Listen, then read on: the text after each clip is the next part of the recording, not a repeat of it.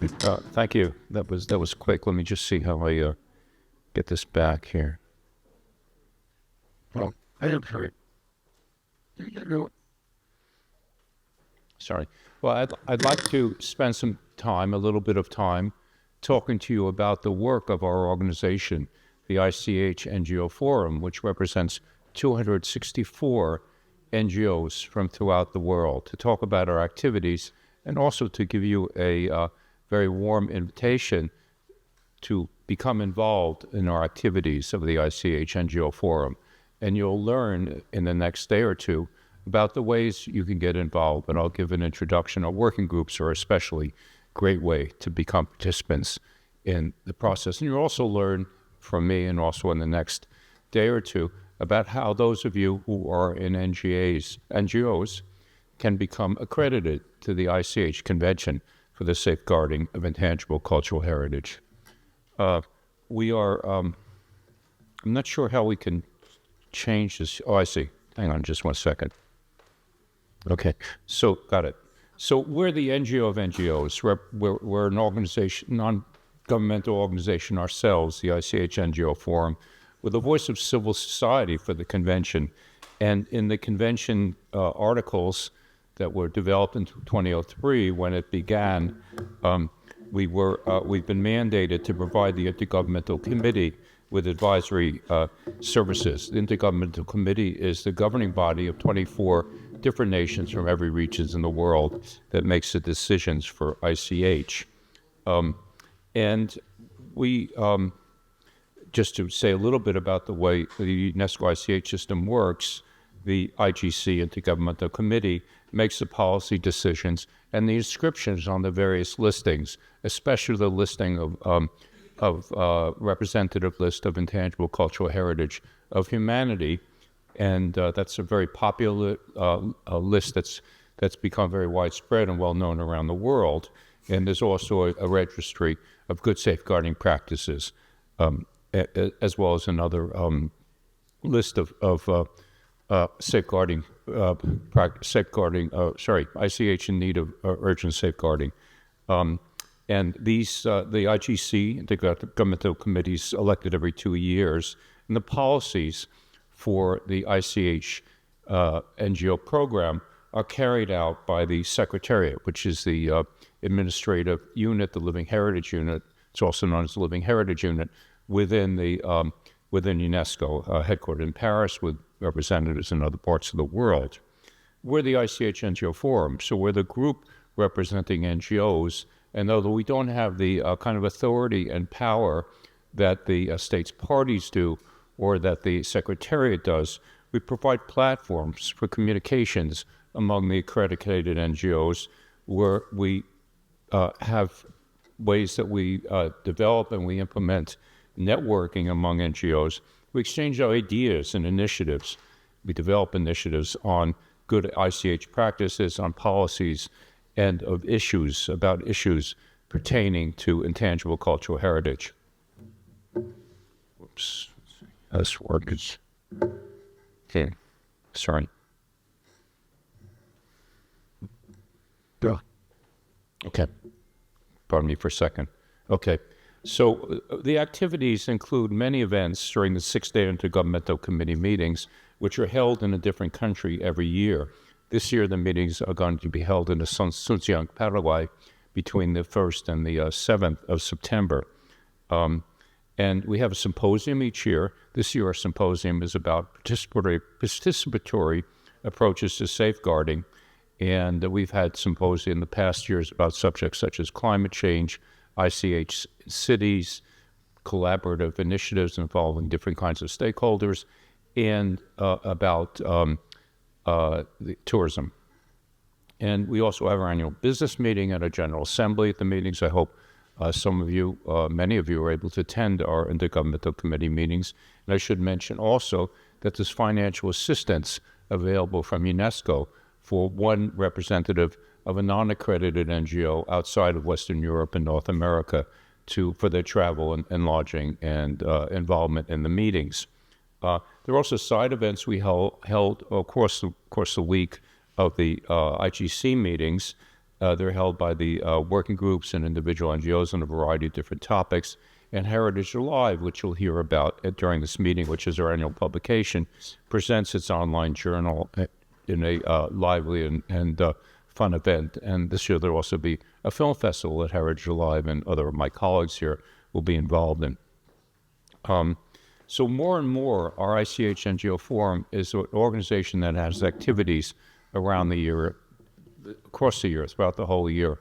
And our online activities have really exploded in popularity and use over the last few years. So especially since the pandemic, because I know we've experienced the growth of these online meetings. So the working groups will have meetings over the course of the year. Some of them are pretty frequent, and you'll hear about that during this meeting. And there are webinars on particular topics, and there are also special projects that are carried out by the working groups. Again, you'll hear about that in more detail from my colleagues today and tomorrow. And from time to time, we have online meetings of our General Assembly, but our main meeting is at the Intergovernmental Committee meetings. And during these extraordinary meetings, we discuss policy issues. And we have a variety of communication platforms that we use to get the word out about the activities that we're involved in. We have a website. I don't think I can do hyperlinks here. Nope. So I invite you to look at our website at ICH. It's a hyperlink. Does it work? It's okay. It's okay. But you just Google ICH NGO Forum, and you'll see. Just Google ICH NGO Forum, and then you'll get to our newsletter, and our website, and several of our communication platforms. On the website, you'll see our bylaws, other key documents, reports of activities, tells you about our executive boards and our working groups. So I encourage you to go to the ICH NGO Forum. I think it's ichngforum.org, is that right? And you can go right there, and we also have a link to our Heritage Alive annual journal. We have a newsletter which has become more active and has features about the various activities of the forum and of our members. It comes out 3 times a year now, at least 3 times a year. We also have a LinkedIn page, and we also have a Facebook page, which is updated frequently. It's called Intangible Cultural Heritage and Civil Society. So you can have a new friend. Just join our group, Intangible Cultural Heritage and Civil Society. It's open to everybody, and it's free of charge, as is all of our activities. One of the major projects that we did that was led by our executive board, which has 6 members from different regions around the world, was a mapping project that was carried out in 2021 and 2022, and we're about to enter the second phase of this mapping project that was supported by the Secretariat, the Living Heritage Unit. The first phase, we surveyed NGOs about their expertise and competencies. We conducted interviews with 65 NGOs this year. We'll conduct 100 more interviews this year and early next year. We created infographics, those are graphic one-page pieces with information about each of these NGOs, and they appear on the UNESCO website. Eventually, within the next few years, we'll cover all NGOs with these infographics, which you can use for promotional purposes, and it's a way for people to learn about the activities of each NGO. And so in our second phase, we'll complete the project, and that will occur beginning later this year and continuing through 2026. In our first phase, the mapping project, we identified a wide variety of innovative practices for safeguarding ICH, located the expertise of NGOs, and we found a wide range of elements that are identified and safeguarded by NGOs around the world. We also made recommendations about ways to share expertise within and among regions. So this is happening more and more. I think you'll hear about a Category 2 center during this meeting. That's one of the ways that it's done. And the regional networks and groupings that are developing across nations. They're very strong in Latin America and also in several countries in Europe and increasingly in Asia as well. And Africa also has good networks that are getting bigger and bigger.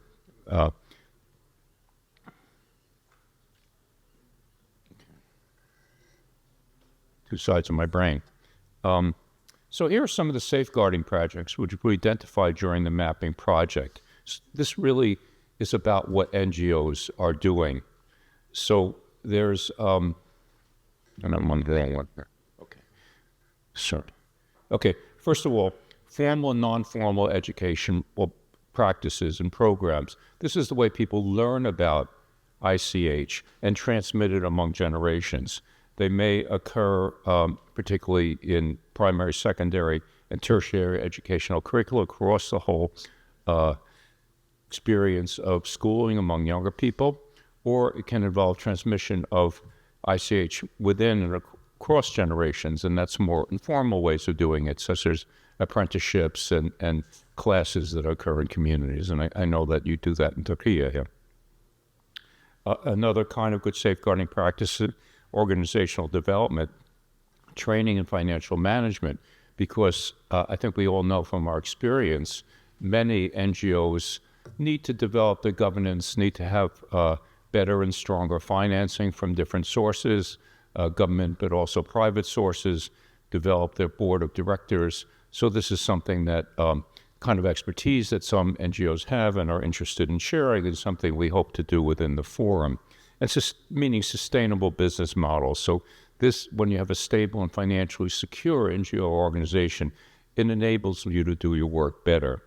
Another kind of good safeguarding practice were production practices for videos, podcasts, of course, which are very popular, radio and television programs.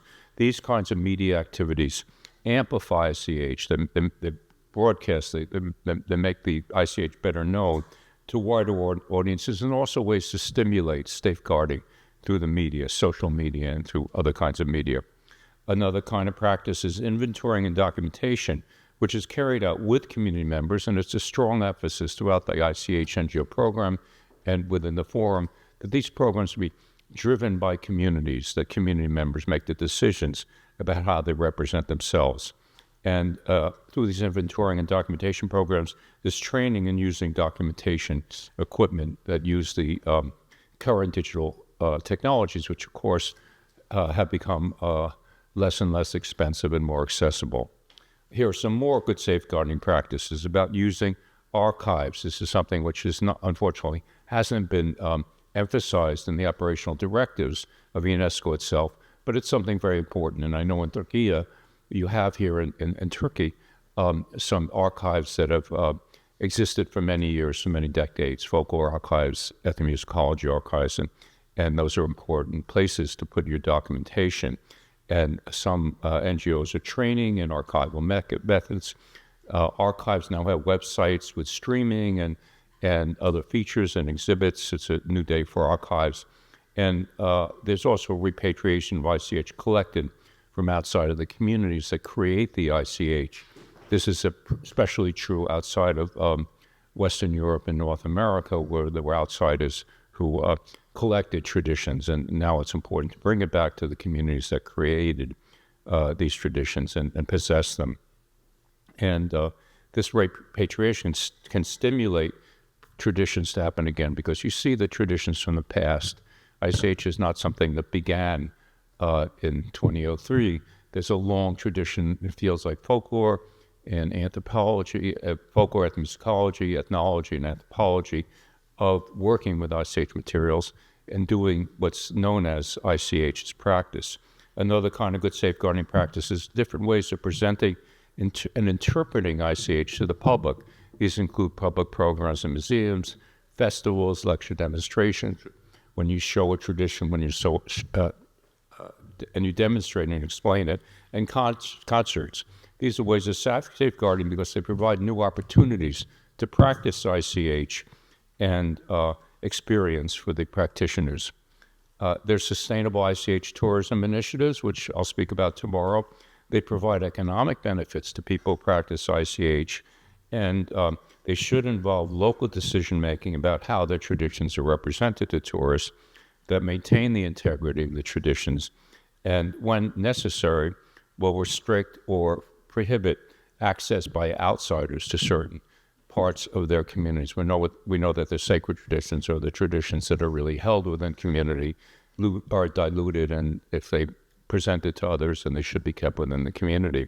Crafts training and marketing is another good safeguarding practice, and I know that the Traditional Arts Society, that's organized this event, does important work in that area. And using ICH for the betterment of society, socially and ameliorative purposes, and integrating with objectives like mediating conflicts. So that there are traditional ways that communities have for bringing people together and addressing conflict and also addressing domestic violence. It shows the power of ICH in society. And finally, several more good safeguarding practices. There's ICH that's generated during and following various kinds of emergency situations. You'll hear from our working group in the next day or two about that focuses particularly on this area. And so this is ICH that occurs during natural disasters, from periods of armed conflict, from pandemics, and from forced migration within these areas where the emergency situation happens and among the communities that are unfortunately displaced. We also recognize in this mapping project safeguarding practices for cultural traditions which are less frequently recognized as ICH. And this was a surprise, and we're very happy to see these more and more traditions than had been initially recognized. Things such as midwifery, midwives, which is now on the representative list with multiple countries inscribed, blacksmithing, metallurgy practices, martial dance, which we find in a number of different cultures around the world, traditional graphic arts, ethnoarchaeology, oral history, which involves narratives and testimony about the past, place names, pilgrimages, weather lore, and animal husbandry, and then many, many more ICH practices, the traditions that are yet to be identified, and I know you're doing good work at Turkey about this. There are also programs that connect environmental sustainability and ICH. We've seen more and more the connection, the intertwining of environmental sustainability, heritage sustainability, and heritage sustainability that involves both ICH and tangible heritage. And in the forum, we've just begun to make more connections and to develop working relationships between our forum and the ICOMOS, that, of course, the NGO that deals with World Heritage programs. And we expect to work more and more with them in the future. They're just about to issue a charter on ICH and World Heritage, and they're become more and more sensitive that when you document, when you list World Heritage sites, when you implement programs there, ICH is an essential part of that. Okay. And so that's my presentation.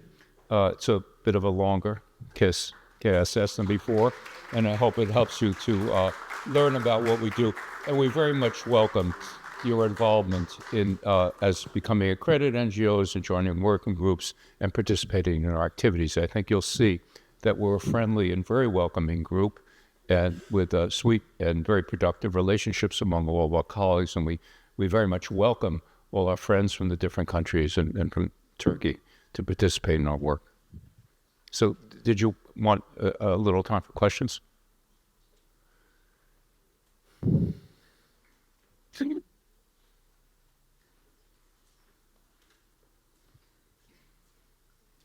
Okay. Well, I know that you have bubbles on top of your head, I see, with some questions. And all of us in the NGO Forum, and you'll meet all of our colleagues, so we're very happy to talk with you and to answer your questions about how you can join in our activities and more information about our work. Right. Merhaba.